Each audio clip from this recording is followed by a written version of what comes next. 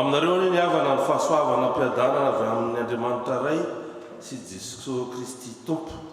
fa ary miara-batsika natratra zao lahady zao afantatsika dia lahadiny sabatofy androany ary lahady ihany koa natokana itrotronam-bavaka ny sampanayana kristianina. Ny lohateny dia ny lohateny lohahevitra androany dia rehefa miditra sy manandrara ny fiainatsika ny mpanjaka rehefa miditra sy mandray anjara ny fiainatsika ny mpanjaka. Ny fidaran'Andriamanitra dia rahantsika maky ny salamo voalahatra avy eo dia manao ny hira izay voalahatsika dia rehefa vita ny vavaka izay tsika vao mipetraka.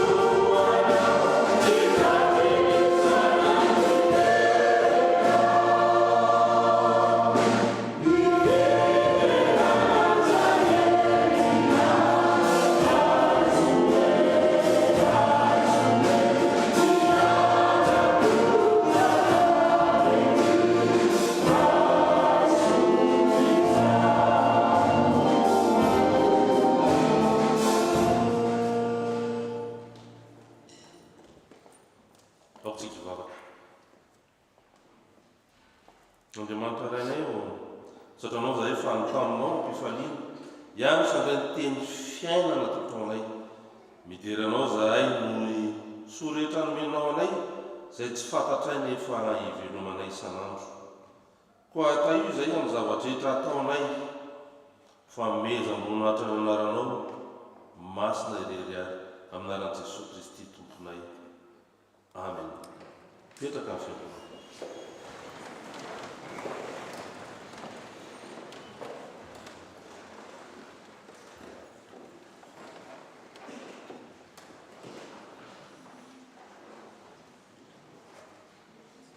Riava malala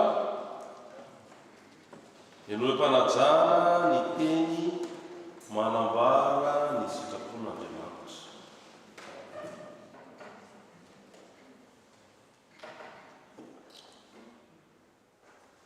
Dia tanterao ny fifaliako mba iraisanareo saina, miray fitiavana, miray fo, miray hevitra,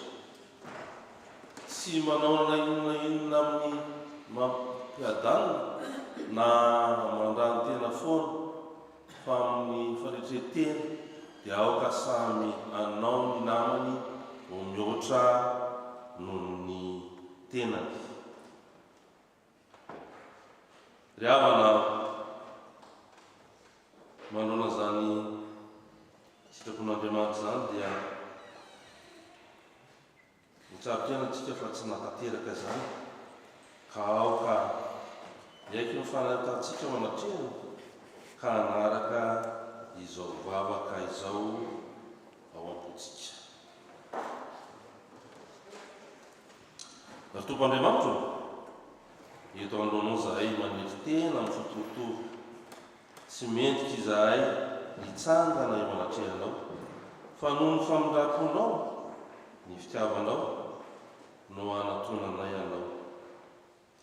Ny aiky izahay fa misy fotoana ireharehatra tamin'ny herinay manokana misalasala ny anaraka ny sitraponao ary mitondra ny fiainanao rery. Tsy nanao izay natoronao izahay fa mifidy ny lalànay manokana ary nanadiny fa tsy misy asy ny olombelona raha tsy eo aminao. Bebaka eo amin'ny fireharehana sy ny fitiavan-tena izahay ampy anazy zay tompo ifandefitra sy famely ary tsy hevitra ny tenanay ho ambony noho ny afaka. Rehefa nay masina misao aminay mandrosoa amin'ny fanadiovana sy fanavaovana mba ho sampany fimarina sy maharitra no tanterahanay androany tsy amin'ny teny fotsiny ihany fa amin'ny fiainana miova sy mivavaka. Amin'ny anaran'i Jesosy Kristy mpamonjy anay no hoanay zavavaka izany. Amen. Ny foko ry mpamonjy.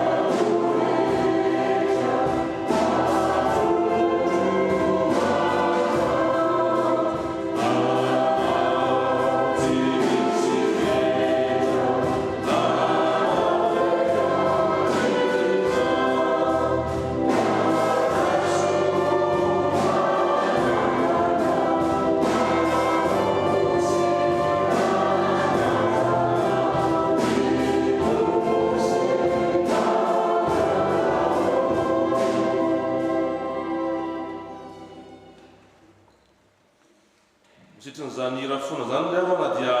raisa am-pifaliana sy amin'ny fanatanana eo am-pitsanganana ny famelan-keloka omeny tompontsika.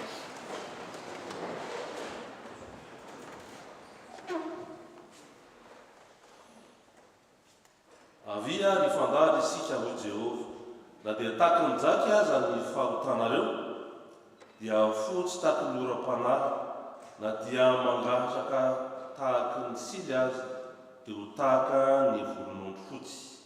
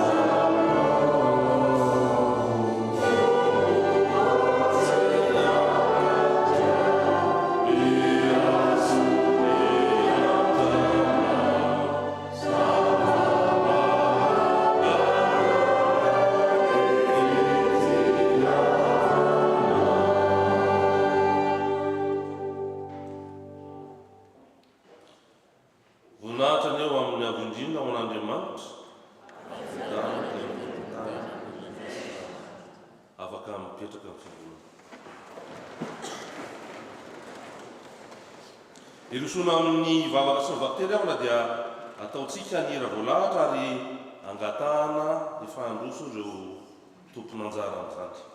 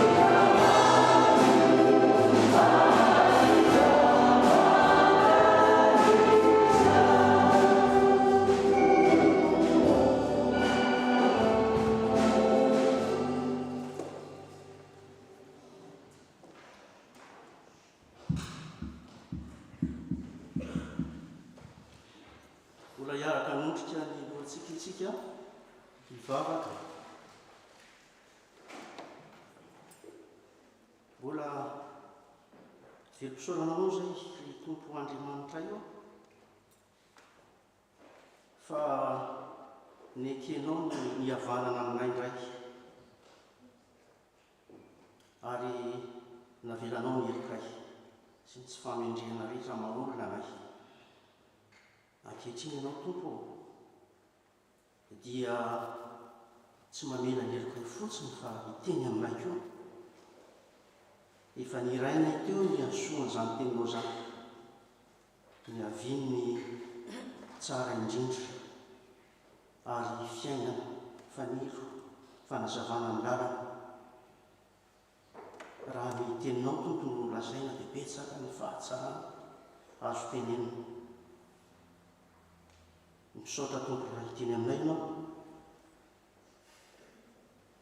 dia mangataka satria zava-panahy izany, zavatra ny lavitra no zaraina aminao. Mangataka ny fanahinao masina izahay mba hanokatra ny fonay sy ny sainay, aizanay mandray izany araka ny tokony ho izy. Ianao no hanokatra ny vavan'izay hamaky ny teny, ianao koa no hitondra ny fanahinao masina amin'ny hitory ny teny. Dia raha hivoaka tokoa izay tompo dia araka izany tahagetra izany dia fiainana hafa no horaisinay amin'izany mpanjaka ny mpanjaka izany. Ka amin'izao sampandrofia izao dia ny fonay no ataonay sampandrofia hiterana ny anarana. Amin'ny anaranao Jesosy Kristy, tompo mpanjaka, kamonjy no hanaovana izany vavaka izany. Amen.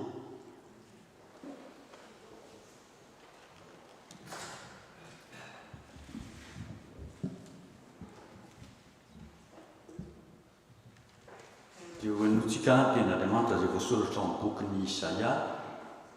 50:1-7 livre d'Isaïe 50 verset 4-7 amin'ny anaran'i Jesosy.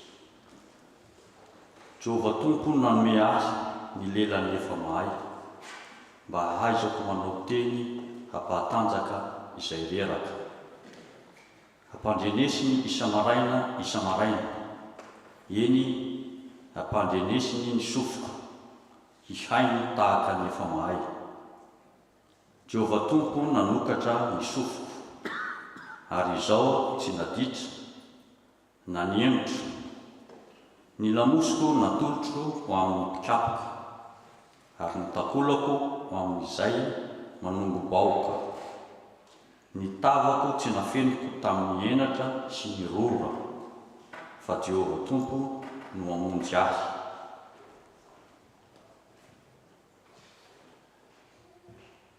Amen.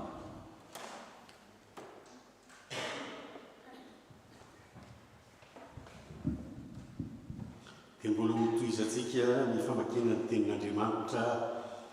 arak'izay hitantsika amin'ny Filipianina 2 ka ny 9 ka hatramin'ny 11. Amin'ny anaran'i Jesosy izay na dia manana ny endrik'Andriamanitra aza dia tsy nataony ho zavatra ho fikirana mafy ny fitovila amin'Andriamanitra, fa nofoanany ny tenany tamin'n'akany endriky ny mpanompo sy ny nahatongavany ho manam-pahatoviana amin'ny olona. Ary rehefa hita fa nanantareo olona izy dia nanetry tena ka nanaiky hatramin'ny fahafatesana, dia ilay fahafatesana tamin'ny hazo fijaliana. Koa izany nanandratan'Andriamanitra azy indrindra, nanomezany azy ny anarana izay ambony ny amin'ny anarana rehetra, mba amin'ny anaran'i Jesosy no andohaliany no alika rehetra, na ny any an-danitra, na ny ety an-tany, na ny any ambanin'ny tany, sy anaken'ny lela rehetra, fa Jesosy Kristy Tompo no voninahit'Andriamanitra ray. Amen.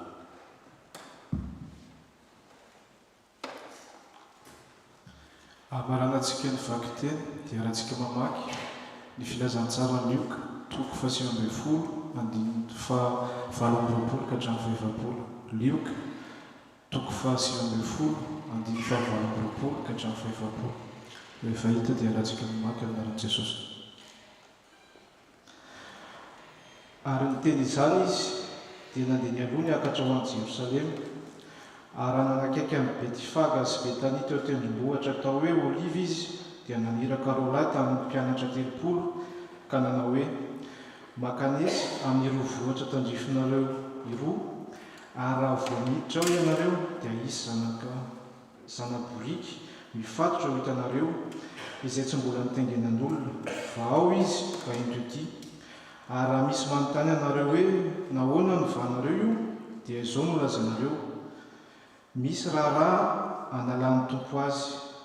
ary no nandeha ireo nirainy dia nahita arak'izay nolazainy taminy ary anamany zanaborika izy dia hoy ny tompony taminy nahoana ny vanareo ny zanaborika ary hoy izy misy raharaha analan'ny tompo azy dia nitondra azy ho any amin'i Jesosy izy ary nametraka ny lambany teo ambonin'ny zanaborika ka nampitengeniny azy Jesosy ary raha nandeha Jesosy dia namelatra ny lambany teny an-dalana izy ireo ary nanakaiky izy ka tonga teo am-pidinan'ny tendrombohitra Oliva dia nifaly avokoa ny mpianatra marobe ka nideran'Andriamanitra tamin'ny feo mahery no ny asa lehibe rehetra izay efa hitany ka nanao hoe isaorana mpanjaka izay avy amin'ny anaran'i Jehovah fiadanana an'Andriamanitra ary voninahitra amin'ny avo indrindra fa ny fariseo sasany izay teo amin'ny vahoaka nanao taminy hoe mpampianatra raharao ny mpianatra ao fa izy namaly ka nanao hoe lazaiko aminareo fa raha manginy ireo dia ny vato no iantsoantso. Amen.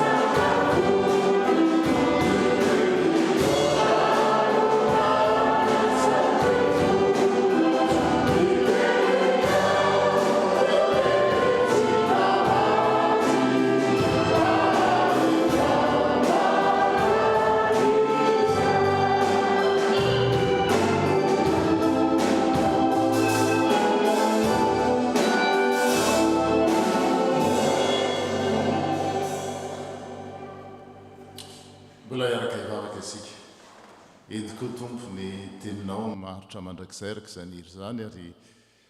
tsy vitan'izany ihany fa fanilo ny tongotray fanazavana ny lalanay ary raha tsy eo ny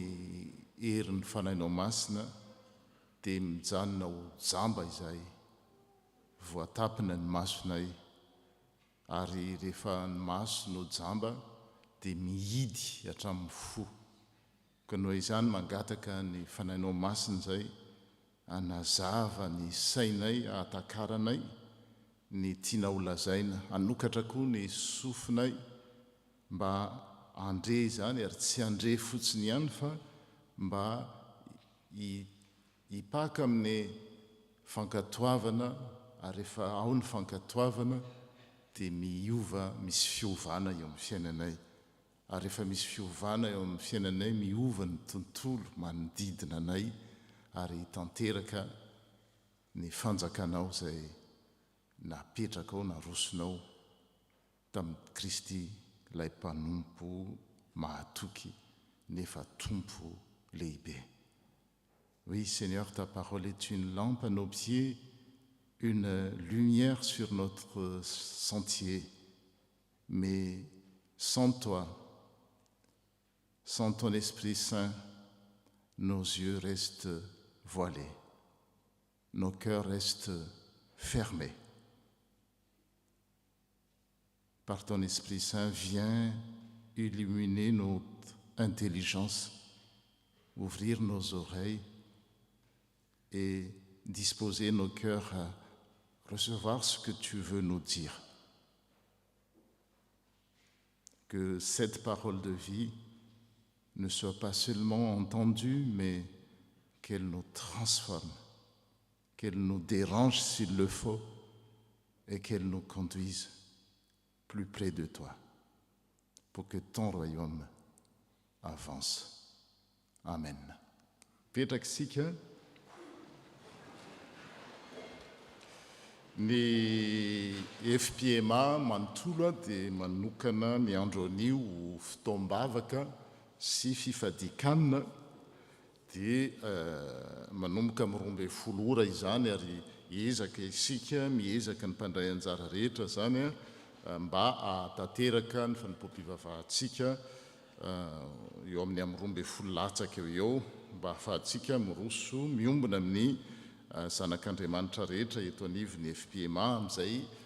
fivoriam-bavaka, fotoam-bavaka sy fifadikanina izay.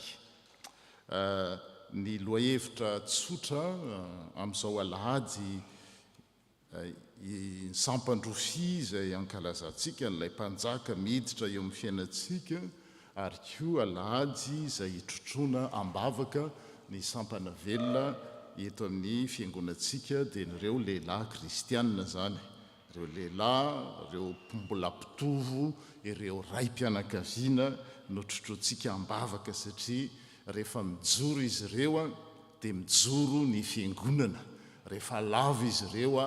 dia lavo ny fiangonana ary rary ny sitsiny ny ametrahantsika zany anokanantsika fotoana alahady anankiray hitrotroana ambavaka azy ireo mba anjakan'ilay mpanjakany mpanjaka ao amin'ny fonony tsirairay araka ny vavaka izay nasandratra teo hoe rehefa manjaka ao amin'ny fonony olona anankiray ao amin'ny fiainana ilay mpanjakany mpanjaka dia miova ny fiainany, rehefa miova ny fiainany dia miova koa ny tontolo manodidina. Iny maika indraindray ary ny fijery diso dia ny anova ny hafa nefa ny tena tsy miova zany ny eritreretina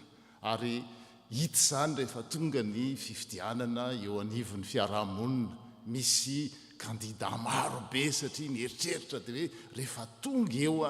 dia miova ny tontolo. Tsy mba izany ny fijerin'Andriamanitra fa ny fijerin'Andriamanitra dia mety tomboka amin'ny isambatan'olona, tsy mba nanova rafitra zany ny filazantsara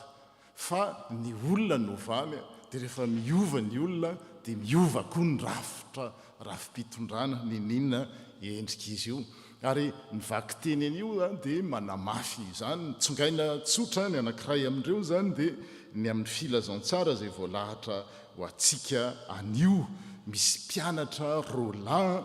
ny rahan'ny tompo mba aka zanaporika araka ny vaky teny izay natao tamintsika teo ary izay tokoany no nangalana nanitsoahana le lohahevitra hoe rehefa miditra ao amin'ny fiainan'ny olona ilay mpanjaka ny mpanjaka rehefa mandray anjara satria hafa ny miditra dia jery sanatrian'izany mijery baolina fotsiny hoe izy manjoretra fotsiny eo anjoro mbala hoe ny fiteny malagasy fa mbola zavatra hafa anankiray koa ny hoe mandray anjara avela andray anjara ary ekena ny teniny ankatoavina ny zavatra lazaina dia tonga ny atao hoe fahombiazana araka ny soratra masina. Dia hitantsika eto amin'ny tantarany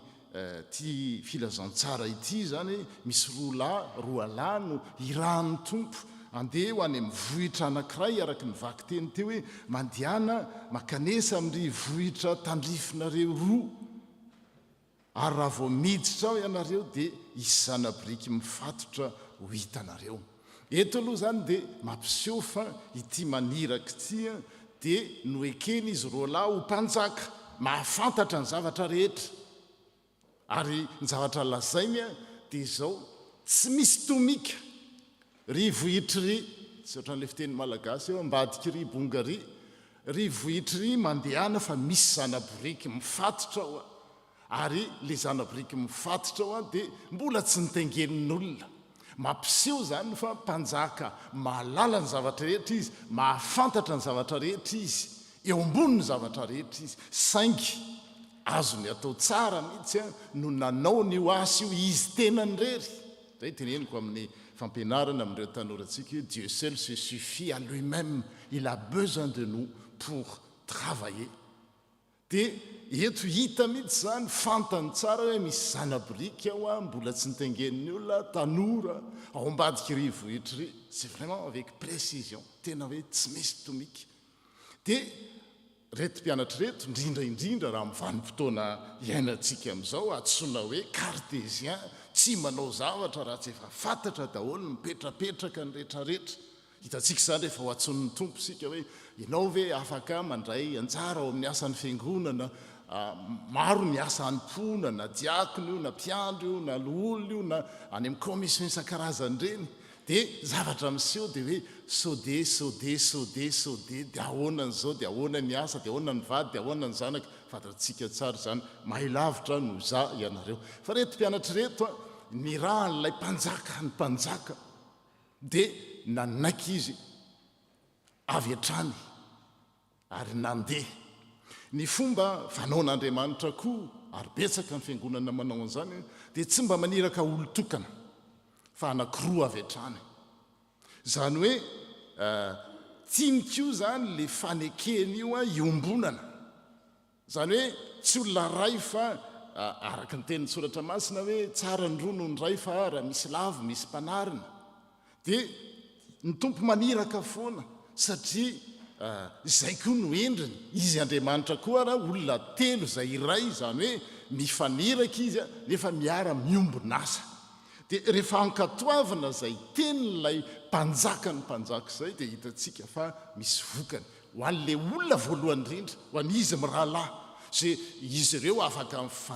fandritaka teny an-dalana teny a zany no tena mahay araky ny filazantsara sy ny sitrapona ny epistily sy ny sitrapon'Andriamanitra zay nivakiana teo hoe aoka hihevitra ny tenany tsy hevitra ny tenany ho ambony noho ny hafa satria izay koa ny fakam-panahy eo amin'ny zanak'Andriamanitra eo amin'ny fiarahamonina mazava ho azy fa indrindrandrindra eo amin'ny zanak'Andriamanitra na eo amin'ny mpivady samy teo lohany zano na eo amin'ny zokizandry piraita-po eo amin'ny mety tsisy an'izany kosa aloha eo amin'ny fiangonana angambany na eo amin'ny sampany mba etrety hoe misy roalahy na rovavy na mpianada dia samy mihevitra ny mahay dia tsy afaka miara-miasa manana ny atsoina hoe intelligence collective aloha eto miara-mandeha izy ary zay nefa toetra an'Andriamanitra tsy mba maniraka olo-tokany zany izy raha maniraka Mosesy izy dia nisy any Arona zay foana ny fanaona fa tia ny fameno ireo dia ny olombelona nefa dia zao te handeha rery foana na te hiseho ny anankiray farafaratsiny ho mahavita tena dia rehefa manao ny ray dia mijanona ny ray rehefa mijanona ny ray dia manao ny ray fa ao amin'le fanjaka an'Andriamanitra rehefa miditra ao amin'ny fon'ny olona le mpanjaka ny mpanjaka miovy zay fijery zay lasa manana intelligence non seulement collective mais collaborative miara-miasa izy rehefa avy eo dao hiara-iasa dia lasa amin'izay izy mirahalahy reo afaka teny an-dalana teny reo mety ny ady hevitra hoe dia ahoana moa zany raha tsy misy ao ahoana moa zany zanaboriky fananan'olona matoa ny olona miompy zanaboriky zany dia misy zavatra efa eritreretiny zany ho ampiasainy io amboleny io anaovany fivelomana io dia ianao irahana akan'io teto moa an'ireo manam-pahaizana manokana ho amin'ny lalàna re juriste dia malala fa teto no nanomboka natao hoe expropriation zay le fiteny ho anareo juriste hoe hay ny tompo na ny mpanjaka rehefa miteny anankiray hoe misy ilaina azy a dia manaiky le olona dia reto roalahy reto zany a dia natsony izy ohatrany hoe mpitondra-teny mpitondra-teny ohatratsika rehefa irahan'Andriamanitra mpitondra-teny tsy atsika ny teny maka n'le zanak'ondry tsisy filazana mihitsy a raha nanaraka tahaka ahy ianareo hoe anaovako an'izao io zanak'ondry io tsisy filazana n'izany fa iraka fotsiny dia nandeha izy mirahalahy ary miakina amin'izay fombiazana zay fankatoavana zay dia nakatoy izy ireo nandeha izy ary rehefa nandeha izy dia tanteraka raha baky-teny tokoa ny zavatra voalazany ty mpanjaka ny mpanjaka ty na izy ireo ary mety nidoboka ny fony ao dia tena marina tokoa nizy zany fa io tokoa n'lay zanabrika tao ambadika ilay vohitra ary tena zanabrika mbola tsisy nitaingina izy mifatotra nefa izy aria lavitra ary andakira ary no miteny dia izay fanekeny izy mirahalahy reo zay rehefa nitanterahany tokoa dia marina hoe rehefa nivahana le izy dia zavatr'olona le izy dia tsy maintsy iteny ny tompony rehefa nahoana no alainareo dia hoe misy raharaha ilan'ny tompo azy dia hitareo eto zany azo lazaina ny hoe manao toy vakana io le fankatoavana io chaîne d'obéissance zavatra miforoniko ty teny ty fa tsy haiko na marina na tsy fa nitanjona dia ahazonareo manao toy vakana chaîne d'obéissance ny tomboka mifankatoavany reto mpianatra jesosy tsy fantatra anarana tsy niteneny hoe petera na jaona fa zay ny fomba ny mpanoratra koa tiantsika zany amin'ny teny frantsay fa tsy hitako le teny malagasy ilazana azy s'identifier amin'ireo mpianatr'ireo hoe za io dia le olona mety ny anankiray amindreo le vadiko raha ao amin'ny antoko ampira na ao amin'ny sampana lehilahy kristianina na ao amin'ny anina dia mety ranina zany le ray fa za le anankiray zay le fomba procédé mialatsiny amin'le teny frantsay ampiasan'ny mpanoratra sy ampiasan'i jesosy ty tsy lazaina le anarana mba hahafahantsika hoe amin'izy mirahalahy reo dia mety za sy raha matoa malalako na mety izokina izandrana raha nabavy na indrafozana sy ny vinanto zay mifankaty ireo reo tena mifankaty be mihitsy dia irahan'ny tompo atsiny miray saina ohatran'izao tanteraka tokoa ny baka zany izy rolana hita zava-magaga raha za eo amin'ny toeranareo mahita n'izany hoe ao kay zany tia jesosy arahako tya tena mahalala ny zavatra rehetra mahafeny zavatra rehetra tanteraka ny zavatra teneniny zay fotsiny dia nalainy le zanaborika dia tonga tokoa ny tompony zanaborika ana io ataonareo enina dia hitsy mpitondra teny ohatran'izay nge no ataontsika ohatran'izay no ataoko zany hoe tsy tompony teny efa miteny aminareo indraindray le teny ohatran'izany marary fananan'olona no alaina indraindray rehefa miteny ianao mety le ampopon'olona voankasika dia mety masaka le mpitondra teny na mety toetra mahazatra ny olona efa niainany nandritra ny fotoana eo dia tonga le mpitondra ny tenin'andriamanitra miteny hoe mila esorina io mila alain'ny tompo io dia tanteraka tokoa ny teto hoe dia retsy mitatitra fotsiny hoe misy raharaha analan'ny tompo azy dia navelany le izy satria jesosy rehefa maniraka ary zay mampaheriny ny olona mitony filazantsara raha vao tsy manana an'izay ny olona mitony filazantsara dia reraka efa melolalana sahady izy efa fantany efa miasa mifony ny olona sahady izy hoe rehefa maniraka olona izy dia le olona anirahana koa efa amin'ny alalan'ny heriny fanama ary zay mampanjaka azy mahay mikasika ny foniny olona ary rehefa manaiky ny olona dia nomeny le zanabrika nefa zanabrika mba ilainy eo amin'ny fiainana fa tsapany ity satria le mpanjaka no mikasika ny fony hoe misy zavatra lehibe ary indray mandeha ao anatin'ny tantaran'izao tontolo izao ny ilain'ny tompony io dia zao ny ekarany amin'ny jerosalema zany atao hoe opportunité kairos le moment na atao ke le indray mandeha tsy miverina dia zao tsy mampaninina azy mihitsy na mbola hoe hoetiko ary ny reniny tsy maninina raha izay no hahafahan'le mpanjaka ny mpanjaka miakatra ny jerosalema ohatran'izany entsika rehefa manolo teny raha vao mijery ka sao dia ohatran'izao na manahina fa tia tena hoe takany satria niditra tao amin'ny fiainany le mpanjaka ny fanjaka no miasa à distance tsy haiko izay fomba aminataony satria mpanjaka ny mpanjaka ile souverain dia mikasika ny fony io dia hoe ilaina tsy manana afa-tseoany ary io ne mbola tsy nampiasaina akory hoe ny fitenin'ny tanorany Madagasikara hoe mbola jojopile fa zao ilain'ny tompo iny dia lasa mety ny reo mpianatra la izy dia napetrany teo hitanao hoe le toivakana mifankatoavana le chaîne d'obéissance ny tomboka tamin'ny prala sady natoky ny tompony izy mifakanoa reo tsy mifandimatra hoe zany tena mahay zany tena zao ny consigne zao no izy fa niraisy izy dia lasa nisy olona hafa anankiray indray tafiditra tamin'izay toivakana izay nakato hoe tonga teo izy mirahalahy tsy afaka nanome an'io apondran'io izy borika zana borika azafady hitangenan'ny tompo hiakarany an Jerosalema raha tsy tonga izy mirahalahy nefa rehefa tonga izy mirahalahy dia nijoy indray le izy hoe reo koa nahafoy ny fananany dia lasa tatyariana avokoa ny tsirairay nametraka ny lambany dia le zanaborika lasa nitangenan'ny tompony amin'ny teny grika moa le izy dia hoe tsaroanareo fa ny tenyizay notsona hoe Christophore name an'le anarana hoe Christophe mitondra ny Jesosy zay ny dikany forna hitana hoe métaphore dia hoe fomba entina ampitana zavatra dia tosika fort zany dia mitondra dia Christophore c'est très fort hoe le zanaborika zay hafa nieritreretiny azy lasa nitondrana le mpanjaka ny mpanjaka zay indre mandeha eo amin'ny fiainany zao tontolo zao izy no mila izany dia eritrereto hoe ny ao am-pony ty tompony ty hoe tena wow nampiasana nitondrana ny mpanjaka le avy any Filipiana toko faharoa le hoe le Andriamanitra fa nifoanany tena ny tonga tetỳ tany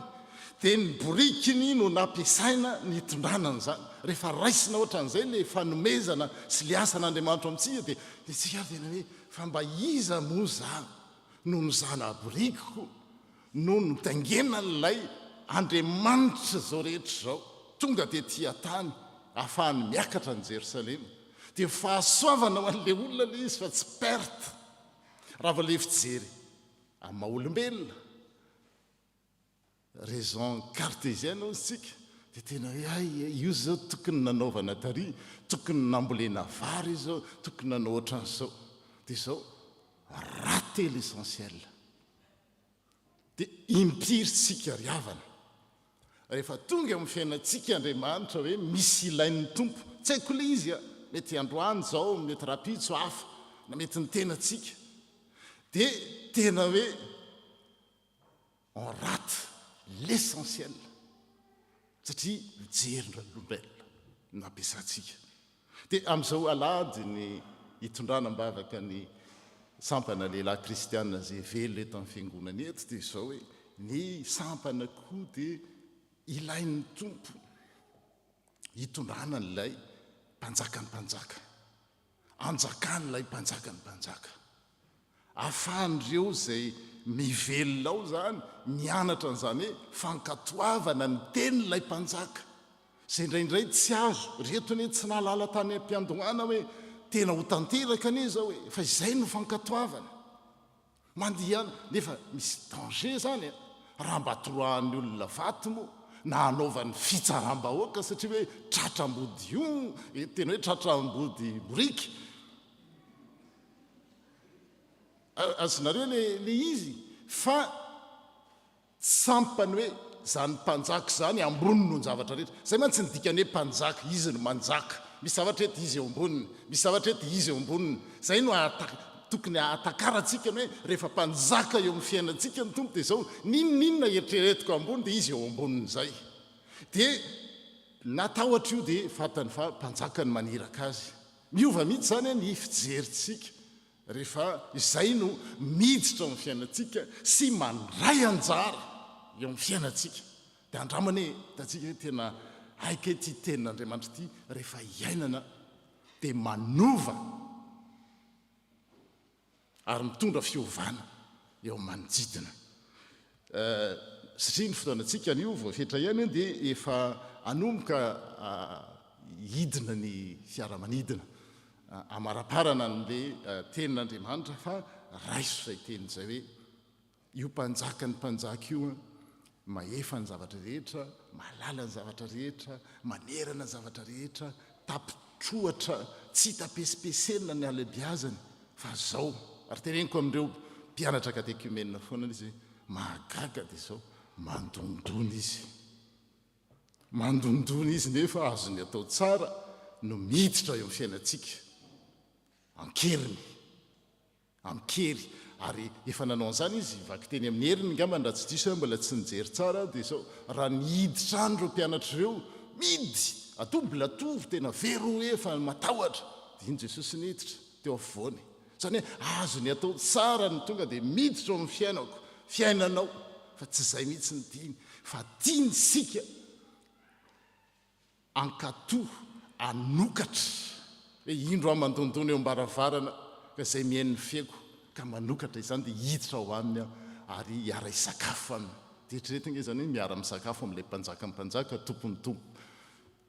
tsisy zavatra azo oarina amin'izany ity atany ary izay no fampianarin' Jesosy tsy mibedibedy izy tanao tsy mahazatra moa atao hoe pédagogie fa izy tena le fahefany mialatsiny efatra miteny voambolana miteny vahiny foana ny teny hoe ary efa fiteniko le izy ogere mamele autorité satria io ny mpitondra amin'izao fotoana izao na mpitondra fivavahana io na mpitondra firenena dia ny fahefana dia eritrereto no herim-pamoretana rehefa misy zavatra tiana atao ka misy manelingelona na izanaiza io a dia ampiasana ny fahefana herim-pamoretana fa ity le mpanjaka ny mpanjaka ity ny azy ny fahefany ary tena manana izy tsarotsika hoe efa nomena ny fahefana any an-danitra sy aty an-tany fa fahefana amin'le heviny hoe ogere amin'ny teny latina dia hoe mampitombo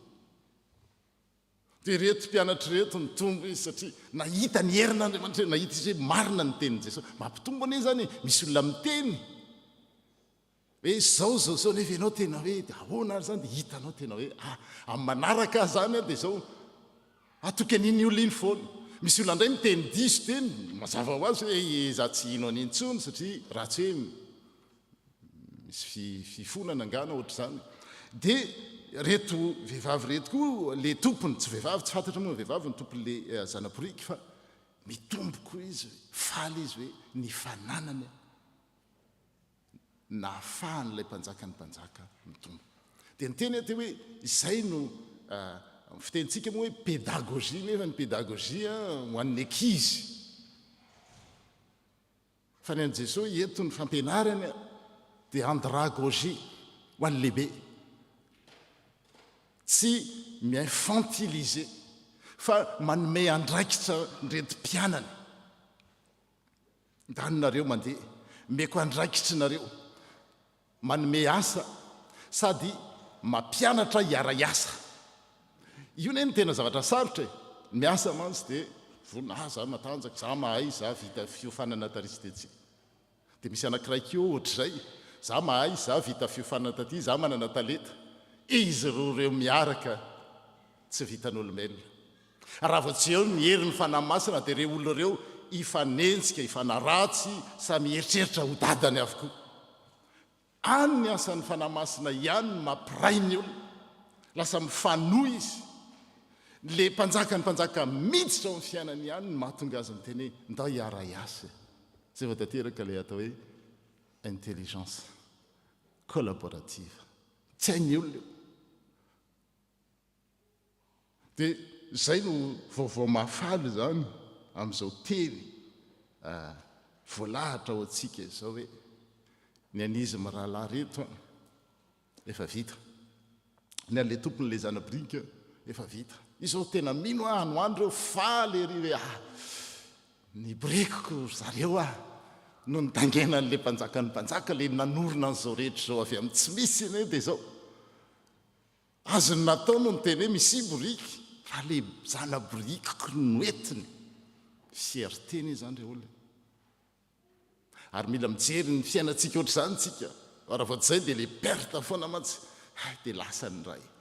dia mena ny fiangonana indray ny fotoana mena ny fiangonana indray ny zao mena ny zao zao ry tena hoe nampiasan'Andriamanitra ny fananako nampiasan'Andriamanitra ny fahatanorako ny atsarambikako ny atsaratareko ny fotoanako ny connaissanceko ny relationko noetiko an'andriamanitra ilay mpanjaka ny mpanjaka dia lasa mitona olona hafa ohatran'izy roa lahy dia le zanaborika dia le zanaborika le mpianatra rehetrarehetra dia avy eo le vahoaka dia avy eo tanteraka ny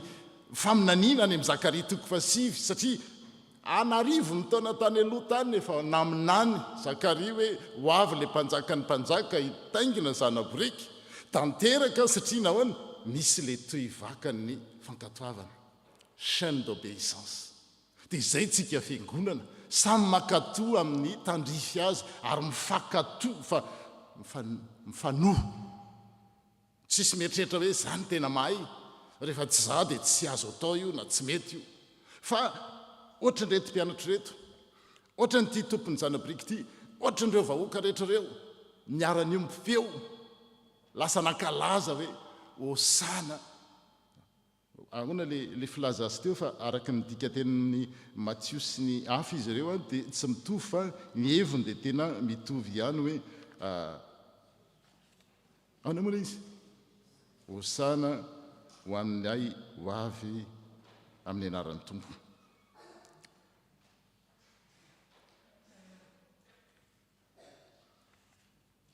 ka nideran'Andriamanitra tamin'ny feo mahery no ny asa lehibe rehetra izay efa hitany ka niteny hoe isaorana ny mpanjaka ilay avy amin'ny anaran'ny tompo fiadanana any an-danitra ary voninahitra ho any amin'ny avy indrindra tena hoe le vahoaka izay ny hoe ny fanovana ataon'Andriamanitra dia metomboka amin'ny isam-batan'olona izy roa lahy tompony zanaborika le mpianatra le vahoaka dia le vahoaka ray manontolo teo no lasa nioby anan'ilay mpanjaka ny mpanjaka izay efa voasoratra tany amin'ny taona arivo taona tany ny fahatongavany araka ny voalaza amin'ny mpaminany Zakaria fa zao mila miambina ny fiangonana ary fotoana fiambelana foana izao ny zavatra tsara ny fombiazana manam-pahavalo ny azo avo alan-drivotra hoe ny fiteny malagasy fahendrena malagasy fa tsy maintsy misy foana le antoko ny fariseo sasany fa ny fariseo sasany zay teo amin'ny vahoaka ao anatin'le olona ao izy manao infiltration tsy ny FSB ihany na ny KGB ny manao infiltration na ny CIA fa efa fomba n'le ratsy io miditra any amin'ny vahoaka any izy dia rehefa miditra any amin'ny vahoaka any izy izy tsy mioby fa manatsatso foana mitady foana fomba anatsatsoana sy ahatonga an'ireo vahoaka ireo hiemotra fa ny fariseo sasany izay teo amin'ny vahoaka dia niteny taminy hoe mpampianatra ao le mpanjaka ny mpanjaka io rarao ny mpianatra ao hitanareo zay ihany natao hoe pédagogie le fitaizana ary noentin'ireo mpanjanaka tany amintsika rehefa mampianatra dia le bedesina le rarana tsy hoe mandrara rehetrarehetra akory dia diso fa sakizay foana aza atao aza manao an'izao rarao aza fa ny an'i Jesosy indray ny andragogiany dia zao mampanome andraikitra ho an'ny tsirairay ary mampiara rehetrarehetra reo samy nanao tsisy bedy zany hoe fa nahoana no atao eo lamba fa nahoana no atao amin'ny tany tsy fandaniana ve zany satria ireo mahatakatra hoe zavatra indray mandeha tsy miverina eo ataony ary tsy faty antoko io fa tombony fa ny fariseo dia le miezaka foana mitady hirika hidirana hoe mpampianatra rarao ny mpianatra ao fa Jesosy mamaly azy nanao hoe lazaiko aminareo raha mangina ireo mpianatra ireo dia hiantsoantso ny vato fatatsika ny toy ny tantara ary ao anatin'ny herinandro masiny tsika izao ireo mpianatra ireo nangina tokoa rehefa nienjehany Jesosy nidy amatrano nandao azy avokoa dia ny vato tokoa ny antsoantso le vato Nikody zay ankalazantsika amin'ny herinandro le vato tamin'ny hery le vato metika ny an-trano le izy tsy tiako apetraka eto sa dia torahanareo vato le saika nitorahana n'ilay vehivavy tratra olona jangana nolazaina hoe tratra ny jangajanga satria mety diso iny azy ny tsy teo le lehilahy dia amin'ny heriny efa miomana amin'izany tsika mandritra ny terinandro masiny ty raha vao vita ny fanompompivavahana rehefa avy eo dia anomam-panatsa tsika amin'ny fifadikana sy ny vavaka hitsenantsika n'lay mpanjaka mpanjaka le hoe ay ve na tsy maninona ny ilazana an'izany tsika nge raha sanatrika tsy midery dia azon'Andriamanitra ataoko nge ny mampidera ny zavaboary toy ny vato dia fatyatoka koa no hoe fotoana tokony hiderana dia tsy manao izany isika dia ho an'Andriamanitra irery ihany ny voninahitra hatramin'izao koa mandrakizay fa nijarantsika no manokatra ny varavaran'ny fiainantsika apiditra azy ao ary atonga azy araka ny loha hevitra hoe mandray anjara eo amin'ny fiainako izy dia hitatsika rehefa hitatsika dia izao ataovy tamanao izy manjaka foana Jesosy inandray mbola ilainao ataoko fa aza atao toera-tsy zaka malahelo mantsy izy rehefa mitoetra anatsika ao ka manao zay tiatsika tsika miteny hoe mpanjaka izy nefa ny tiatsika atao ihany natao dia malahelo izy manam-pahefana izy teny hoe ho azako angenareo tereko ny ianareo fa izy ny safidy tsy hampiasa n'izay fahefany izay ho hery mpamoretana ho fanafaizana fa ho hery mampitombo mampandroso mampiara-miasa ho voninahitra Andriamanitra rery ihany amen.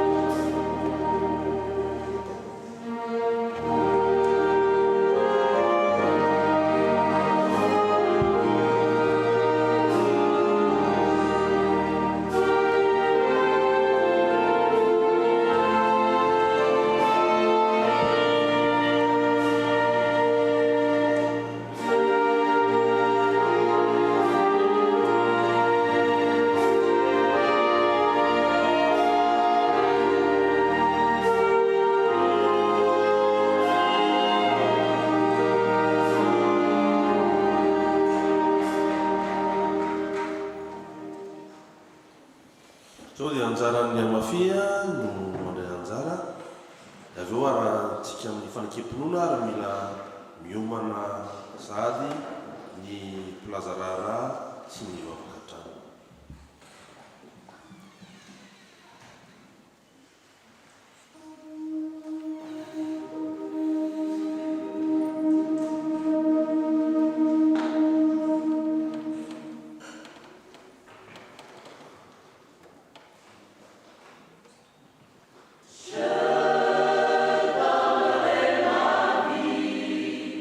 Sans hésiter, plutôt que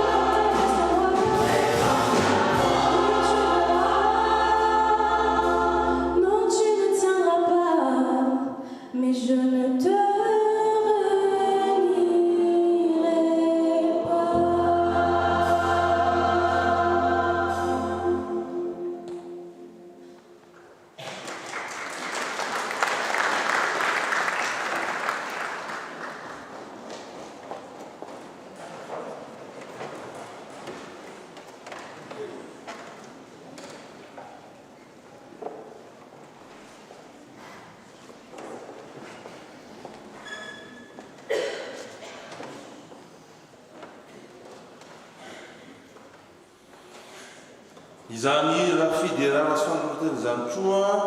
no hitondra antsika ho fanokepino eo mpitsanganana no atsika izany.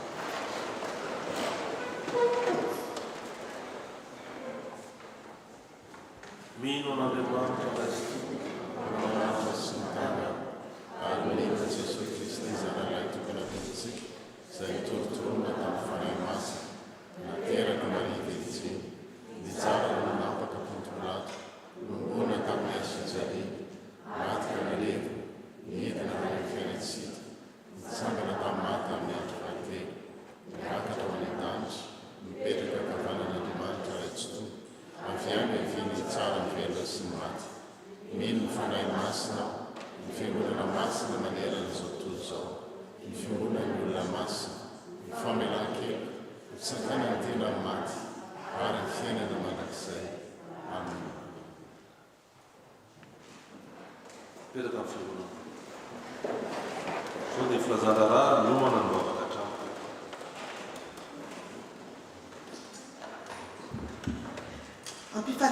Ampifaliana ry havana malala no iarabany fitandremana FPMA ex Marseille atsika amin'izao alahady fahatelo ambin'ny folo ny volana avril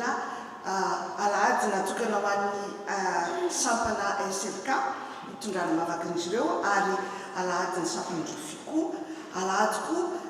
anaovantsika ny vavaka sy fifadikaniny eny araky ny teny toroteny teo dia rehefa ny tokony antenaitsika sy itokisatsika ampidiritsika amin'ny fiainatsika dia hainy atao ny zavatra rehetra dia izany teny izany koa metsinay miarabanao izay manaraka izao fotoam-bavaka izao amin'ny alalan'ny tambazotra YouTube na Zoom fiadanany tompo ho aminao. Misaotra ny tonton Tolky Ravelontsika nitarika antsika tamin'ny fitaom-pivavahana ary amin'ny pasteur Jean Andrenandrasana nitondra ny tenin'Andriamanitra. Misaotra koa an'ireo rehetra izay nandray anjara tamin'ny fanatotosana izao fotoana izao. Raha misy olona sambany vao tonga eto amin'ny fitandremana ex Marseille androany dia mangataka an'izy ireo manasa an'izy ireo hitsangana tompoko. C'est avec joie que nous vous accueillons dans cette église. Soyez le bienvenu et que Dieu vous bénisse, que vous soyez de passage, que vous restez.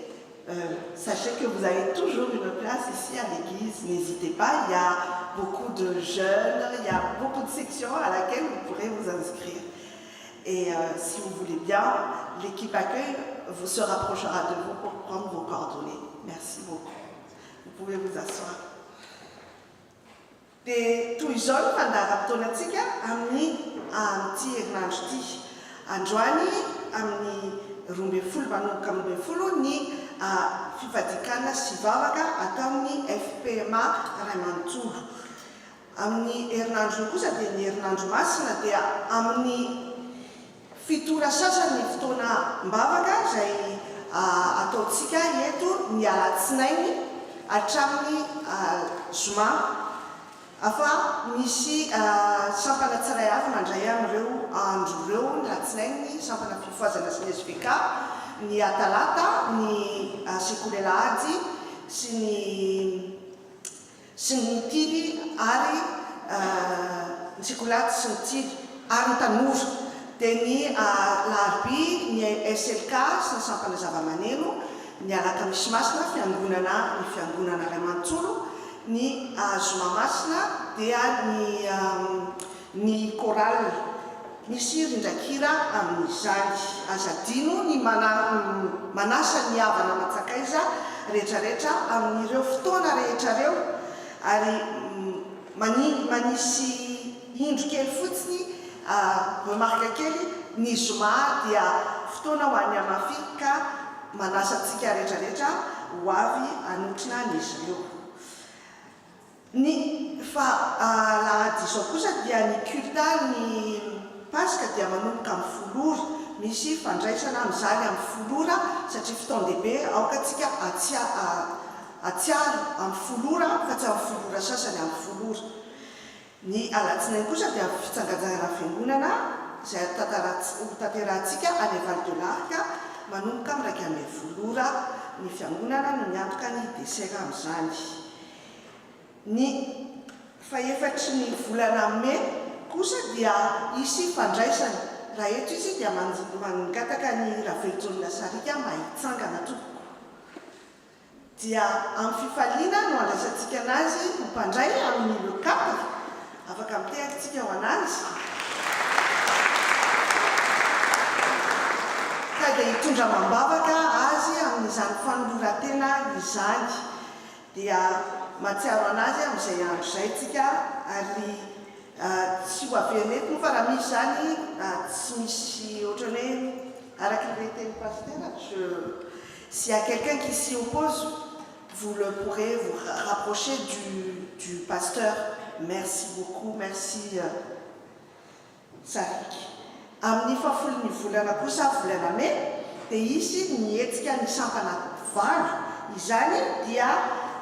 manomboka amin'ny hariva ka manasantsika zany amin'izao fotoana izao dia efa misy ny bie amin'izany ka dia manasantsika hanantsona n'ireo mpiandraikitra rehetrarehetra ny sampana. Na ny sampana valo zany eto atoerana no hanao an'izany hetsika izany ka mila fanohanantsika izy io. Misy ny flyer amin'izay raha tsy dia azadino ny daty ny 10 mai zany avec comme ils disent avec la tenue la plus élégante pour cette soirée et ni participation ny adulte de 30 € ny ankizy 25 €. Ny fafito ambin'ny folo sy ny fahavalo ambin'ny folo ny volana Mai kosa dia manasantsika ny tanora anamarika izany daty zany amin'ny agenda antsika fa anatotosany hetsika akory izy ireo amin'izany manasantsika anatrika ny événement izay mitondra ny thème hoe donner un sens à sa vie. Donc ny fito ambin'ny folo sy fahavalo ambin'ny folo ny volana Mai. Ny fanokanana izay hototosantsika amin'ny fahavalo ambin'ny roapolo ny volana Jona izay napetrakitsika amin'ny tenin'Andriamanitra izay nalaina tao amin'ny tantara faharoa 9/7/2010 fa efa nifidiko sy nohamasiniko ity trano ity mba hitoerany anarako mandrakizay ary ny masoko sy ny foko ho ao mandrakarivo. Ny vavaka, ny sampana vavaka, komisiona vavaka dia manasantsika androany zany misy ny vavaka ho an'io fotoana io ary amin'ny 24 amin'ny 7/20 ny vavaka izay ataontsika isa-tokantrano. Zany dia manomboka amin'ny 7 amin'ny 7:10 na diny 5 minutes ao anatin'io temps io temps imparti io no anaovantsika vavaka ny an-trano dia fa zava-dehibe izany tokoa mitondra mamavaka ny dédicace ny fiangonana. Ny travaux kosa dia isy ny mardi, ny talata, larbi, alakamisy sy sabotsy. Manentana antsika izy ireo mba ho avy ny talata satria misy asa ilaina tanana ary mangataka izy mba ho avy izay afaka amin'ny androa fa tena mila tanana maro tokoa ny tompoko. Dia manasa koa anireo izay afaka anome sakafo sy goûter an'izy ireo amin'izany. Ny momba ny inscription dia afaka manoratritsika amin'ny mail izay hitantsika amin'ny invitation izay fanoraisintsika tsirairay avy fpmadédicace@gmail.com hatramin'ny 17 ny volana dia horaisinao ao anatin'ny lista zany hatreto aloha nidy le lista principale fa ho jerena zany ny liste d'attente fa aza misalasala na dia tsy tafiditra tao anatin'ny lista principale dia afaka misoratra anarana isika ao amin'ny lista d'attente hatramin'ny 30 avril. Aveo koa hatramin'ny 30 avril manoratra mail miaraka amin'ny ny anaran'ilay olona tsirairay avy ny telefona sy ny mail misaotra tompoko. Ny rakitra izay azontsika tamin'ny voangotsika tamin'ny 6 avril dia ny totaly 1570,80 €. miaraka amin'ny prémisse miaraka amin'ny voaloham-bokatra 1780 ary nisy nanome 50 € amin'ny hetsika voalohany. Donc ny hetsika voalohany actuellement zany raha ny totaly 5466 € 30 centimes. Voninahitra rery ho an'Andriamanitra. Ny diakona miasa amin'ity volan'ity dia ny groupe ny be seigneur ary ny fanadiovana ny trano amin'ny asabotsy kosa dia anjaran'ny komity. Vaovao nasionaly amin'ny fa-20 volana mai ka hatramin'ny voalohan'ny volana juin no tanterahana any Saint-Tulle ny RNSA sy RNSCDM ka dia mbola misokatra ny inscription zany hatramin'ny 30 volana tiko volana avril. Azadino, pour les enfants, n'oubliez pas de vous inscrire. Il y a encore des places pour la RNSA. Il y a une subvention faite par le Sécouléla, donc n'hésitez pas. Amni fafitombe ful sin favalombe ful ni fulana meku mutaterana anya Grenoble ni cœur ni any fatats afaka manantona ny tatizoa ireo zay soratra anarana ary ho alefa amintsika amin'ny WhatsApp ny taratasy momban'izany. Ny vaovao 13e mada ny pôle médico-social dia afa misokatra ny fisoratana anarana amin'ny consultation zay hotanterahana ny 3 mai afaka manantona tatiora na ny bureau. Dia ny karaté, ny asabotsy ary ny banque alimentaire azadiny koa zay misokatra ho atsika zay atsy amin'ny salikate ary ireo zay anoana izany kosa dia raisina tanandrotoko. Zay ny vaovao atsika eto amin'ny fitandremana amin'ity herinandro ity. Aoka atsika hitondra mambavaka ireo asa rehetrarehetra ireo atsiava mambavaka izany dia voninahitra ho azy irery ihany.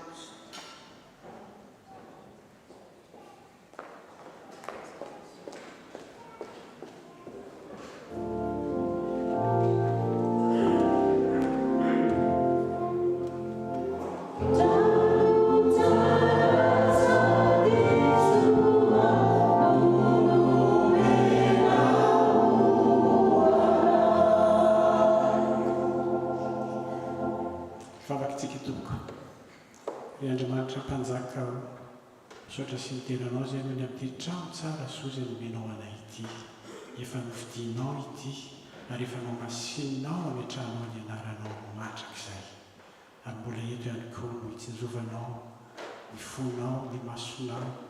ho aminay izay zanakao sy fiangonanao. Tompo, enosy talio zay vavaka rehetra sandratra eto.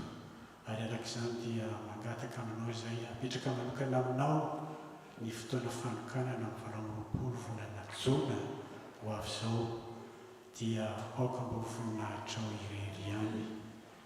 Ampio ary taio mio hery sy fahendrenana amin'ny alalan'ny fanahinao masina ny fiangonana manontolo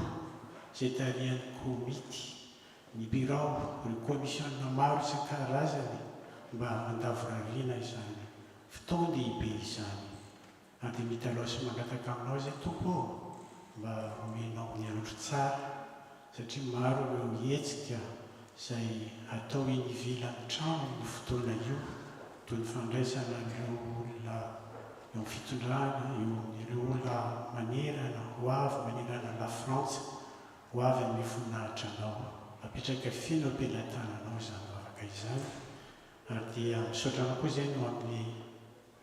asa rehetra izay fanatsarana efa natao nandritra izay 5 taona izay. Misaotra fa ianao no nomba, ianao no niaron'ireo mpanao trano ireo na mihevitra na mihery sy tanjaka. Misaotra koa ho an'ireo mpanohana amin'ny alalan'ny sakafo isan-karazany. Misaotra ny amin'ny fiangonana izay mitondra mambavaka izany isan'andro isan'andro. Dia apetraka fino am-pelantananao ilay mahefa ny zavatra rehetra, ny fandaovana ny vola na ny banky na koa ny amin'ny any diocèse. Tompo dia apetraka feno koa ny ezaka ataon'ny fiangonanao amin'ny fitandrona ny tontolo iainana izay noharinao amina falavorariana aoka ny modely hatrany ny fiangonana izay nametranao anay dia amin'ny anaran-tsolon'i Jesosy nanaovana izany vavaka izany. Amen.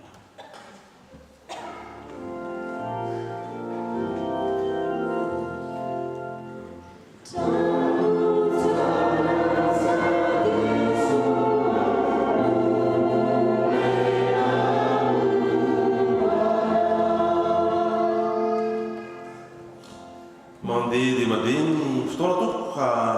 fotoanan'ny fanatitra zao ka ataontsika ny hira voalahatra eo am-panatazana izany. Deus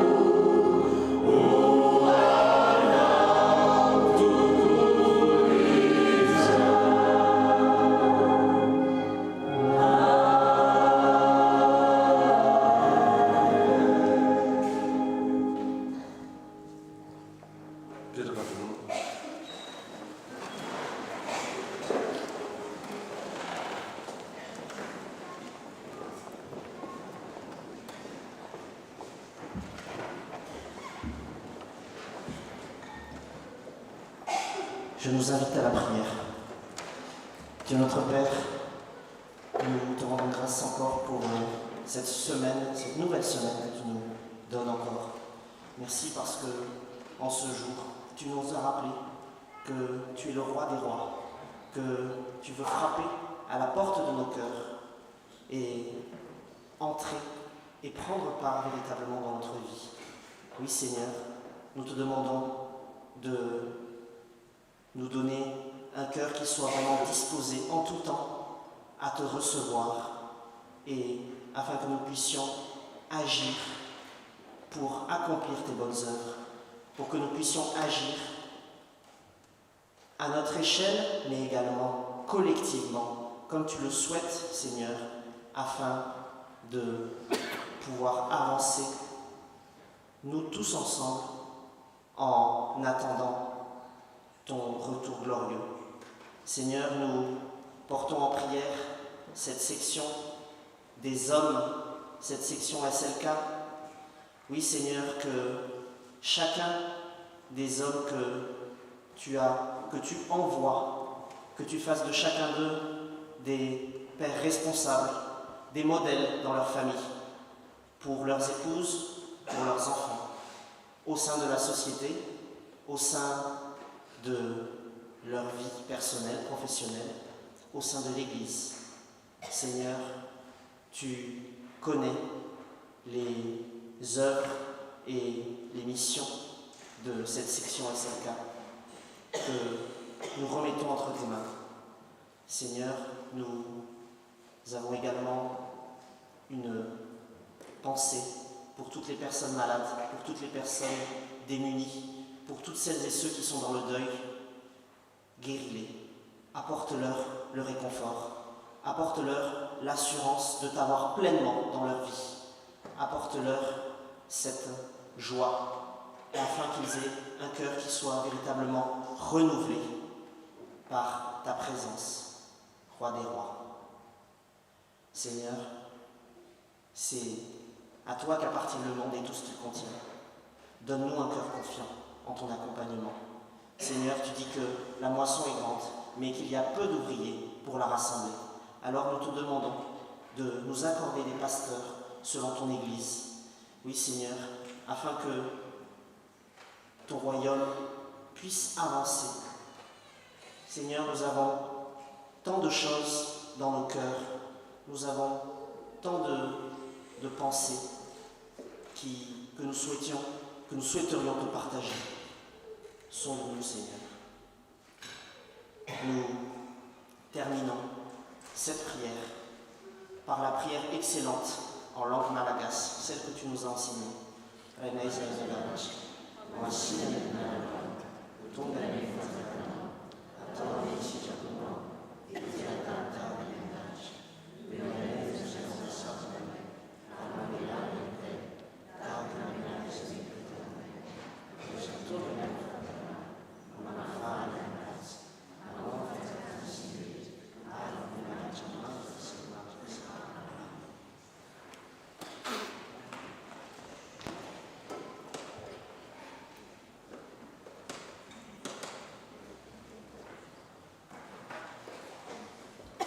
amarana ny fotoana isika ataontsika eo am-pitsanganana ny firana fanampiny sy amitelopolo.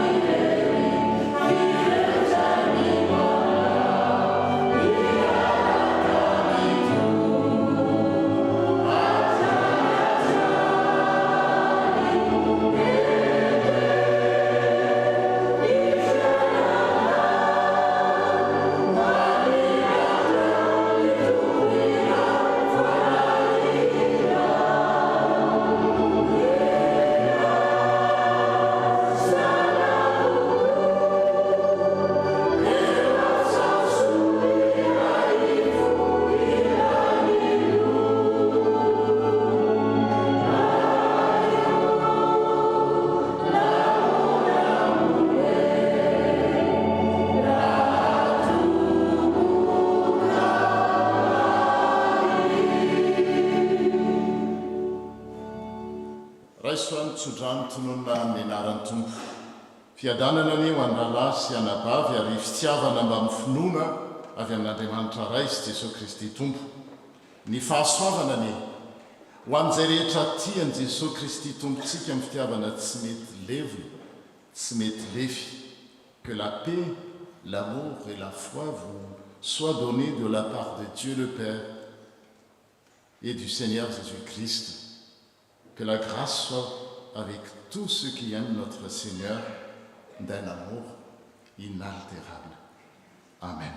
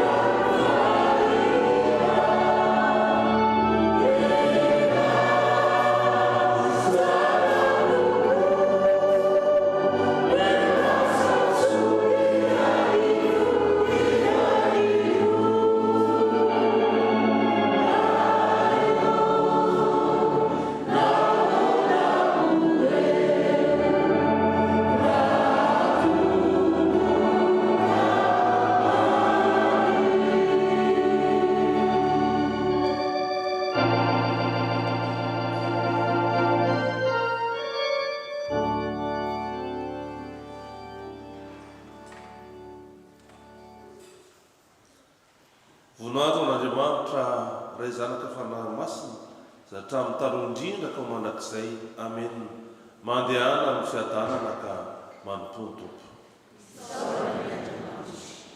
raha ry ady ny sambatra ho antsika dia izao dia tomboka ny fotoana iarahana amin'ny FPMA rehetra